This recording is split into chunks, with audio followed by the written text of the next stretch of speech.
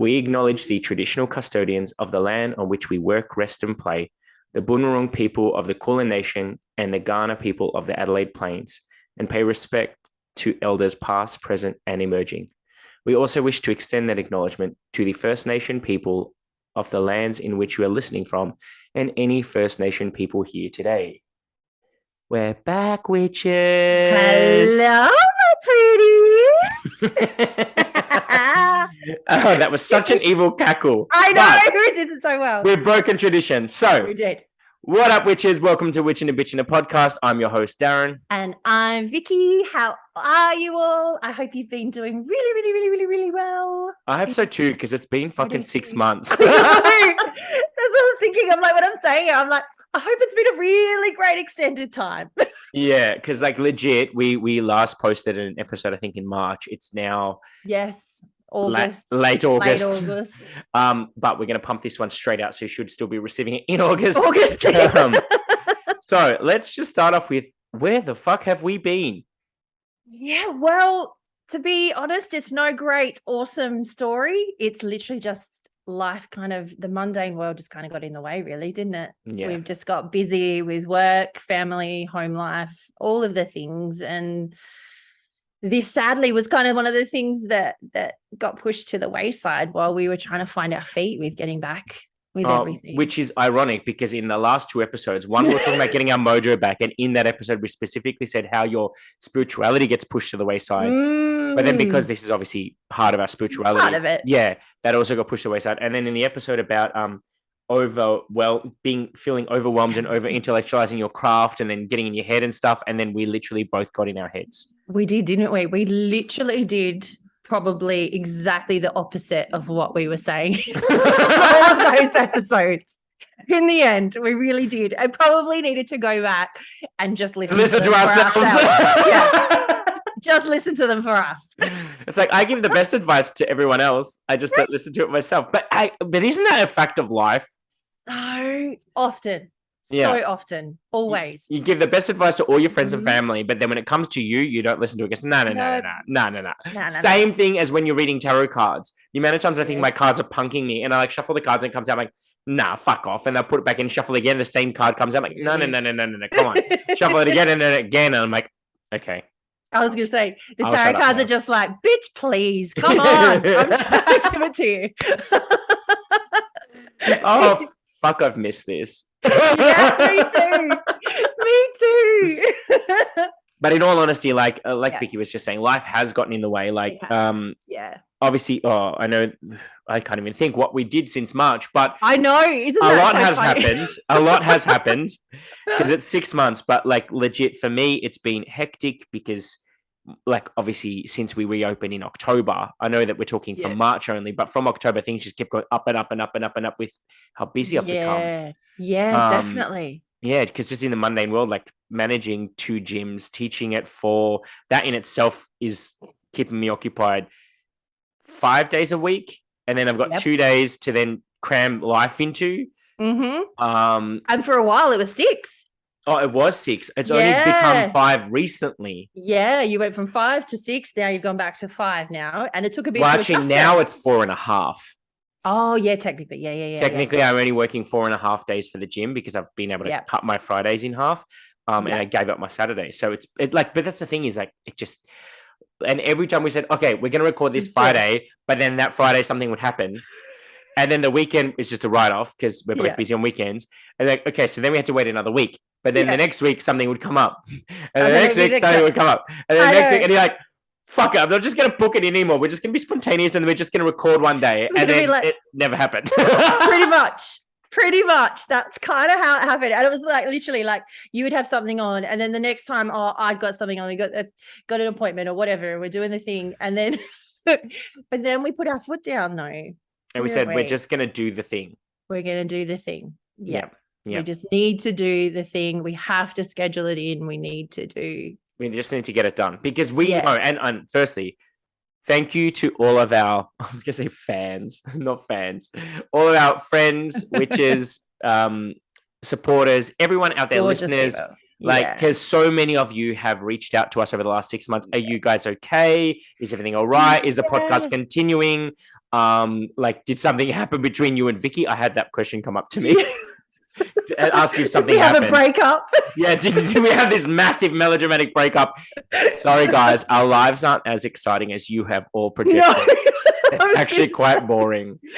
Super boring. I almost wish that we had some takeaway story to say, oh my God, we had this massive fight and we weren't speaking again. And it took us months and months and months, and we've only just started to reconcile and come back and do things. Yeah, but no. It's really nothing really interesting that is...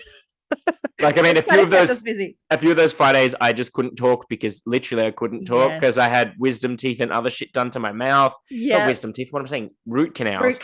And other stuff done to my mouth. And so literally every Friday, because that's my half day, I talked to Vicky like this. It was brilliant. Yeah, I said that this is when we should be recording for our bloopers, because funnily enough, if you go back over our bloopers, there is usually a star to the bloopers, and it is usually me. Because I control the record Always button. Me. That's right. I was like, we should be recording this right now. Yeah. No, you're not so lucky. No. So let's rein it in because we've got a lot to cover today. We do. Vicky, and so what are we going to talk about today? Well, I'm going to put you in the hot seat. Oh, okay. Yeah. So, well, it's nice and cold where you are, actually, where both of us are. So I'll put you in the hot seat to warm you up a little. Well, actually, it's beautiful here today. Actually, here too. I lie. It's actually a nice day. Sun. We actually got sun. It's very unheard of at this time, but we did have a little bit of sun. But yes, go for it. So, put me in the hot seat. I would like to know, what have you been up to?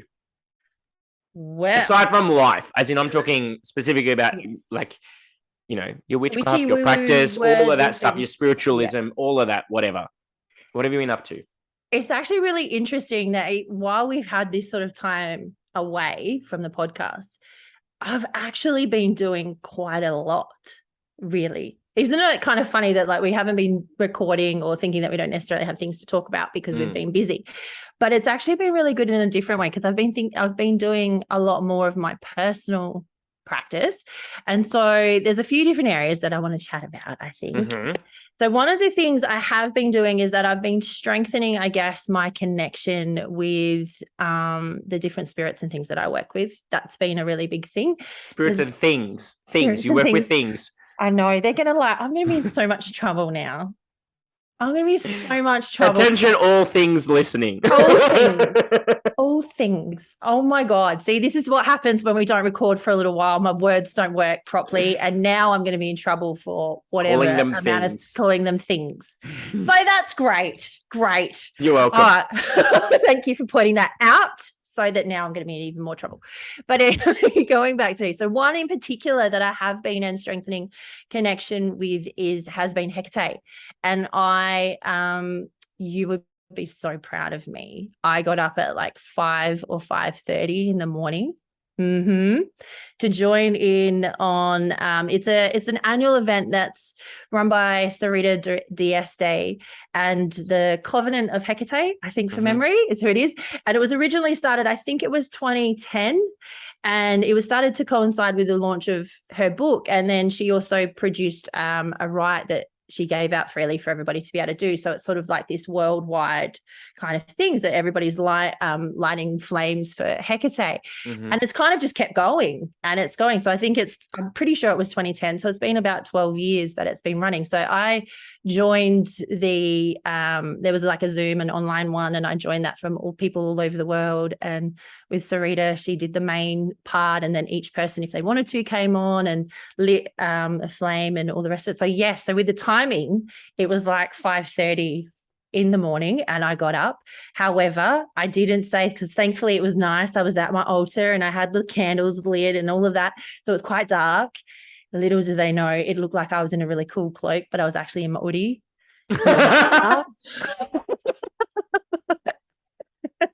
I really shouldn't be saying that because I should say like I did all the full thing and I had the whole go. But thankfully, because mine is like dark blue, it just kind of blended in, and I had my hoodie on and I had my hood and I looked really cool and I did my thing and it was great. I still can't believe that you got up at 5 a.m. I know. Well, to be honest, I kind of just went, you know what, I want to do it. And I was going to, because it coincides with the full moon in May. That's when it always happens. So I thought, regardless, I was going to do my own personal one and just do my own personal rite. And I thought, all right, I'm going to do this. If I get there, I'll do it. If I don't, it doesn't matter. And funnily enough, I woke up. So I'm pretty sure it was 5:30.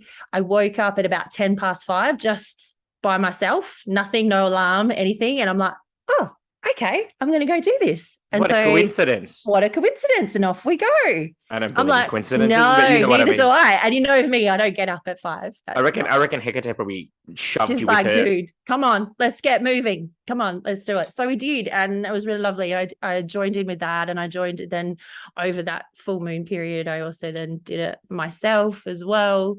But it was really cool to see, like, there was people from literally all over the world. There was sort of people from, I think I was the only Australian, but then there was like from South America, North America, there was people from in Europe and India and Greece. And then there was from Ireland and Scotland and England and all sorts all over the world. And it was just really cool to see everybody's altars. Why are you laughing at me? You're like, oh, people in Europe and Scotland I know. and Greece and I'm like, I know. I'm trying to pull up all these places. Last I checked, they're all in Europe. They're but okay. all in Europe. I know. Because then I was like, oh, but I want to say that it was from here, and then it was from here, and it was from there. That it wasn't just from where Sarita was and things like that. Because you kind of think often when you have those kind of events, it usually is majority of the people are from wherever it is. Yeah. So I was like, it was just kind of everywhere. And I just really loved it. Like, it was great to hear it. And people did it in their, some people did it in English. Some people did it in whatever their language was and all of that. And so it was really lovely. And it's just that in that moment that everybody was joined together.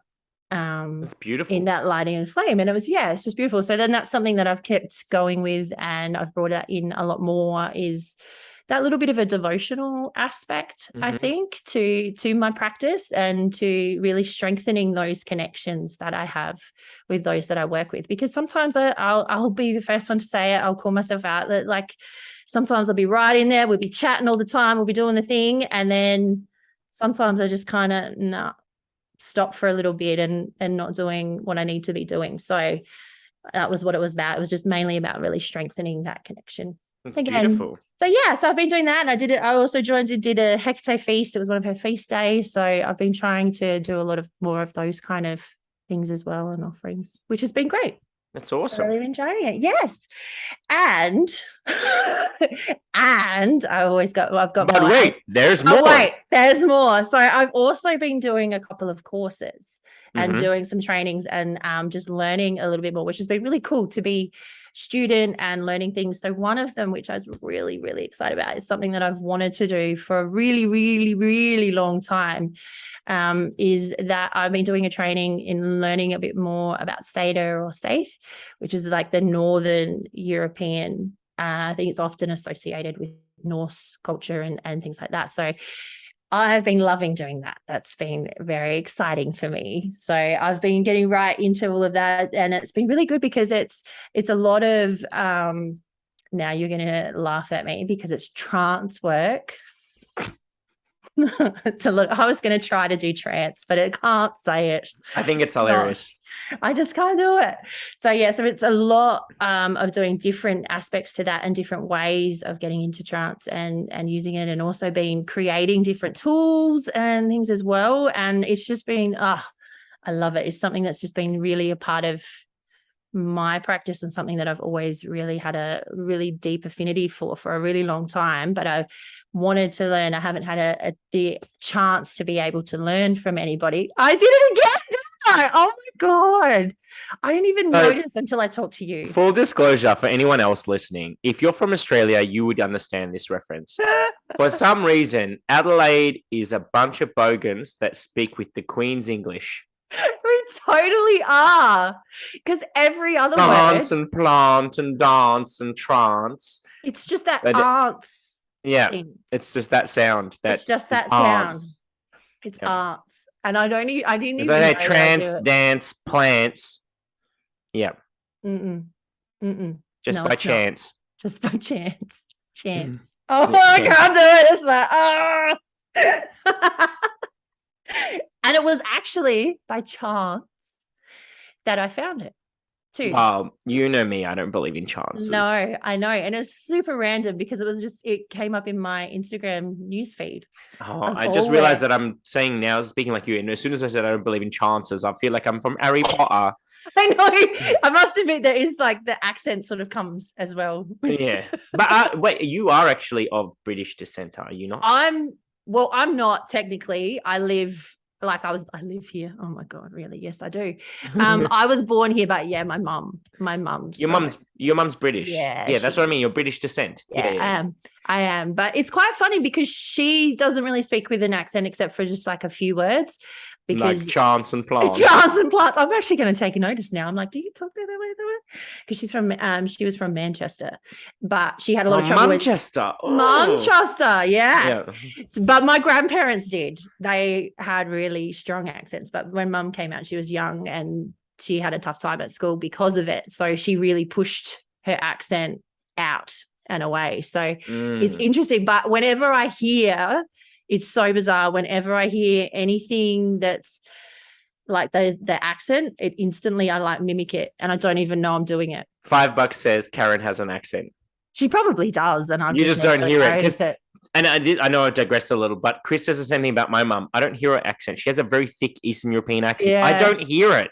To me, she sounds like everyone else. Yeah. So she probably does. No, but she has a really thick accent. Yeah. Yeah. But then, because then I also remember in certain moments that I give her shit because of how she pronounces things. And I was going to say, there's still a couple of words that mum still does. Yeah. The number one is one of them that she does. Does she say one? Yes. One. Yes. It's very pronounced. And it's the only thing, is one of the only things. And so it's a bit similar that way. Interesting. So sorry, I digress. We're completely tangent, but that's classic us. That's really, us. That's us. Yeah. So that's probably been the biggest one, and that's it's a long course as well. So it's developing as you go along, and it's got a lot to do with learning a lot about runes and vocalizing as well. Mm-hmm. All of that sort of good stuff, and learning about the culture and learning also about the First Nations people and the Indigenous people to those areas, and also learning a bit more about that. As in like the Sami? Yes. Yeah. And like the use of drums and things like that as well, and what's happening with the land. Look at me knowing things about things. I know. Look at you go. I love it. But on that note though, there was for a little bit, I sort of stopped for a little bit because there has been such a big influx and like bringing things to light about cultural appropriation and things like that as well, that I even started to go, do I have a place in learning about this or not? And it kind of sat with me for a little while, and I was like, oh, I don't know what to do. Where are we going? Because I'm like getting stuck with it a little bit. But for me, in the end, I guess personally, I don't know if this is the right way or not, but I kind of reconciled it in the fact that it's something that I have wanted to do for a really long time. And it's also, I mean, apart from the fact that I'm telling it on the podcast, it is actually a part of my personal practice. Yeah. And I'm also trying to learn about the Indigenous people and the culture and things like that there as well. Well, I think understand. On that note, I think I can't help it. I know I'm not Wiccan, but it brings about you, and it harm none, do what you will. Like it's not harming anyone by learning about it. I think some people may come for me for my opinion, but bitches, I don't care. It's my opinion. But for me, it's like, if it's not harming anyone and if no one's making profit from the Indigenous, then I don't see a problem in it. Is as long as they're supporting them in somehow or respecting them, or the information has come from them with permission to share. Like, I'm guessing that your instructor is from there.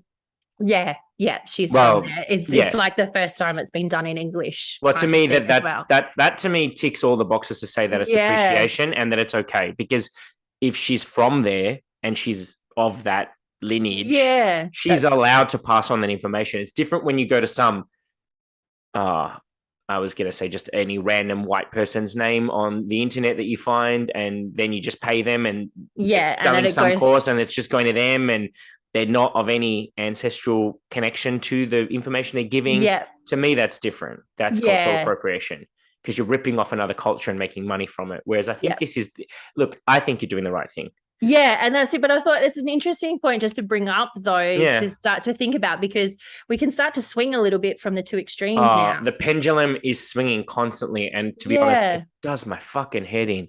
It really does, and it's hard because there is that aspect of like, yes, it has been kept too far in the shadows for too long, and we need to sort of start having these conversations. But it's kind of within me. I've noticed I've gone a little bit too far the other way, where now I'm kind of a bit too scared. I'm like, oh, is this okay? Is this, do I do it? Do I not do it? So I just wanted to touch on that to just see also, because other people might be feeling a similar. Well, exactly. We're simply normalizing that a lot of witches out there, and I see it all the time on the internet, on Facebook and everything, where people say, I really want to learn about this, but I'm worried that it might be cultural appropriation. And then what I do is I go to the pantry, I get buttered popcorn, I stick it in the microwave for 2 minutes 30.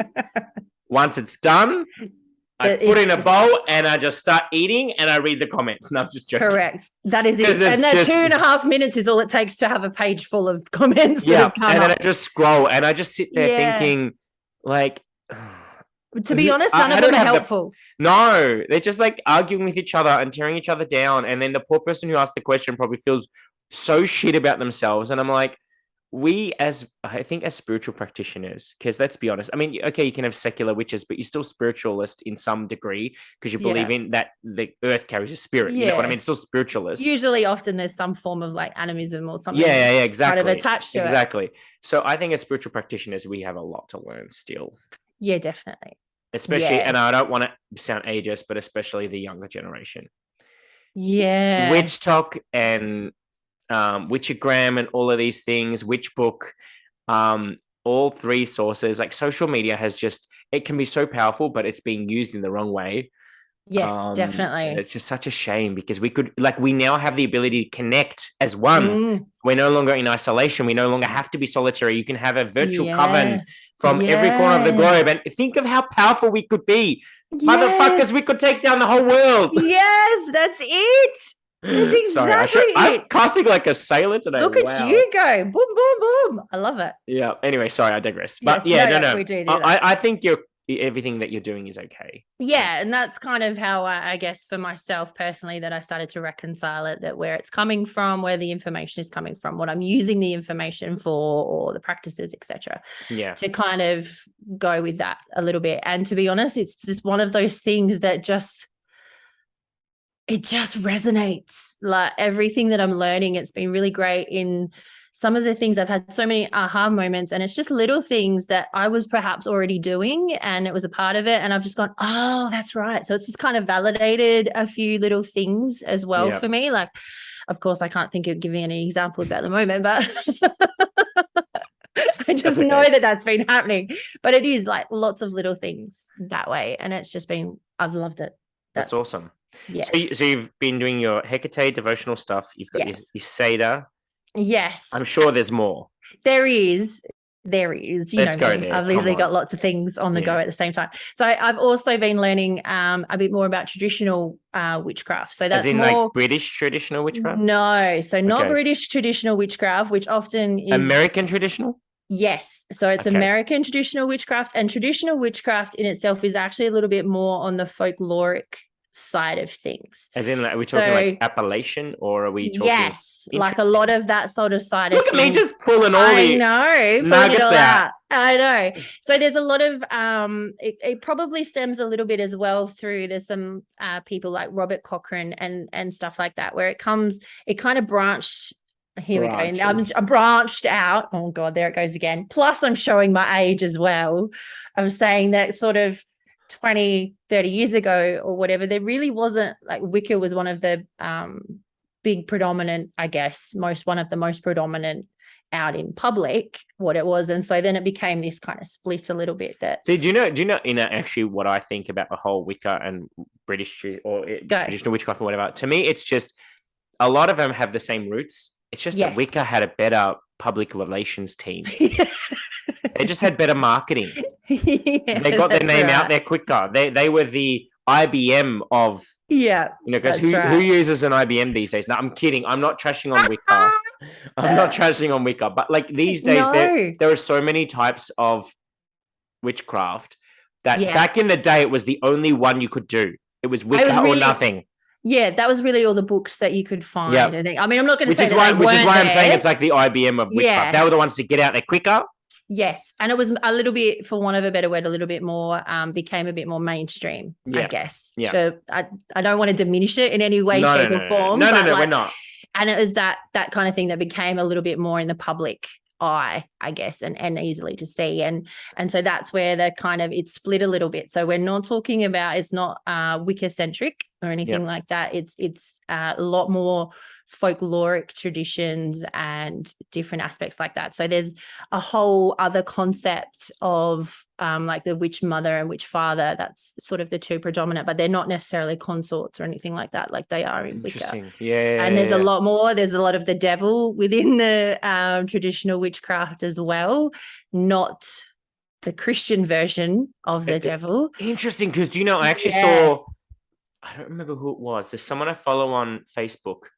I feel like he's a writer, but he actually had witches' devil horns that he was selling.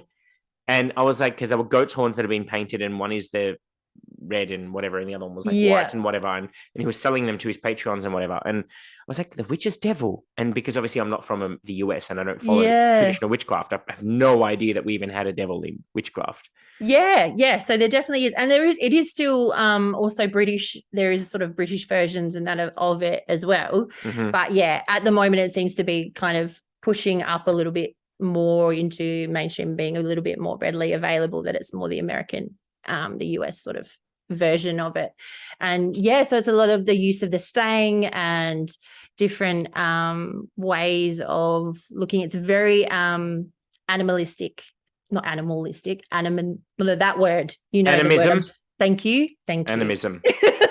So it's really more with that and working with land spirits and spirits of place and all of those kind of things. Side note, for anyone that isn't sure or has never heard of animism before, the dumbed down version is that animism is the belief that everything carries a spirit, and that you honor and I guess converse with the spirit of place, spirit of the tree, spirit of the plant, spirit of the dog, spirit of the sky, spirit of literally everything carries a spirit. That's animism in the simplest. In the simplest forms with it. And so there's a lot of like making pacts with different spirits and things like that to work with, and who you work with, and a lot of that side of things. So there's a lot of Do you get to have like gang signs with the pacts that you make with it? No? Well, I guess you can, because there's sigils and stuff. So technically, I guess there is.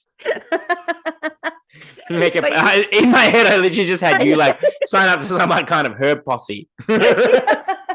Me and all my little green beings happening. I don't know where my brain. This is what it's like to live in my head, people. I know. It's just over we go. I literally just saw you and all these little like what's that, Groot and like those type of Groot. Oh, I love Groot. He's my favorite. I've got a little one. He's got a little pot in. It's got a little plant in his head. It's gorgeous. Plant. A little plant in his head. But so that's something I've been doing. And again, that's another one that goes over 12 months. And I've been learning a lot more about that, which has been really cool. It's been really interesting to look at from a different point of view. And it's hard as well. I noticed coming from a Wiccan foundation kind of thing, I hadn't realized just how much that had really seeped into everything, that even like the positioning, and like there isn't really casting circle or anything like that with it. Is there a crossroads, or is there any kind of? It's more. Okay. So it's more about casting the crossroads, and it's a lot more to do with crossroads and things like that, and the witch flame and between the horns and a lot of stuff. So it's really fascinating. I really loved it. Really loved doing it. It's been really great. So my practice, is really kind of, I guess, developing a little bit, like going down a different track. I think it's safe to say that you now practice eclectic. You're an eclectic witch. I know. I guess I am, aren't I? I don't know why. I just never really loved that term before. Eclectic. And I don't know why. I just didn't. But it's a dabbler. It's someone who take a little bit of this and a little bit of that, and shake your bum. So I guess that's kind of where I've gone a little bit more into that. Really, I kind of see it sometimes also that really earthy, that really animism type of thing. That's really, I guess, where I'm kind of going. Awesome. at the moment. So is there anything else that you wanting to add to your list of things? Oh, I've been playing with my herbs again as well. Your herbs? Yes, I've been back into my herbs. See, now I've got an image of you frolicking around the garden, sprinkling. Well, I probably have been at some stage. But I've been making a lot of things and like making a lot of herbal infused oils and different items, like tinctures and stuff. Like, what do you call it? Steeping. Yeah, steeping and tinctures and all of that sort of stuff, and making some infusions and making some oils. So maybe I might put some out there at some stage as well. Ooh. Magical stuff. Who knows? But I've been playing around a little bit, and and then I'll talk about all of that sort of stuff. And now I've been going down the road as well of alchemy. As well, and learning a bit more about alchemy, and just casually, like, just a little bit of alchemy, just on the side, like just learning how to turn lead into gold and all that shit. That's right, Philosopher's Stone, all of that. So yes, I've been doing that, and there's a lot of, and we've gone full circle to Harry Potter. Back to Harry Potter. Philosopher's Stone. Sorry. So yeah, that's kind of where I've been at, and I've gone a little bit back. I think I'd mentioned that in getting our mojo back a little bit of my yoga and doing a lot more with that, and doing a lot more with mantras. A mantra or mantra? Mantra is usually what I say. I was going to say that's usually what I would say. And yeah, doing a lot more with that, and Kundalini. Oh, Kundalini. Yeah, a bit more with the Kundalini. That's kind of been on my radar of late. And it's when we get to me talking about me, I'll explain why Kundalini has come up in I think I know what it is too. Don't pretend like you know things about me. I do. Well, I'm actually thinking. Here we go. I'm thinking what we'll do with this is this can be part 1. Yes. I think what we'll do is we will end this episode. Yep. And we'll come back for part 2 because I'm also thinking 1, because we are time poor.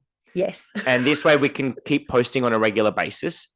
Mm-hmm. 2, I know that our drop-off rate from the listeners, you listeners, I'm talking to you, they tend to drop off at about this point. And it's not because the content's not good. It's just because people tend to listen to us when they're driving places. So 45 to an hour, not everyone has that amount of time in the car, going from work to home and home to work or whatever. So I figured maybe we just make it a little shorter. We can make them into mini pods. I think so. Part 1, part 2, part 3, part 4, part 15, depending on how long the episode is. Let's face it. We know what's happening here. You want to be the star of your own episode. Bitch, I'm the star of the podcast. I don't know what you think. You are nothing more than the Robin to my Batman. Oh fuck! You're gonna hit. The day that we meet, you are gonna punch me so hard. Yeah, I'm gonna be in so much trouble. So much trouble. Well, but on that note, we need to end this curse of never meeting. We do. We definitely do. Yeah. And when you come back to part 2, there's actually going to be me mentioning that there might actually be something on the horizon. Here we go. You'll have to tune in and see. So on that note, we're going to wish you farewell. But this episode that you're not going to need to wait long, because I'm going to be posting them pretty much back to back, because I know that you guys want to listen, and this way you can just listen to snippets. Boom, boom. Yeah, easy, quick, and then let's get you all back on board. And it's a chance for us to keep talking about ourselves. Keep going. We can just keep going. Why not? All right. We'll see you all really soon. Bye. Everyone.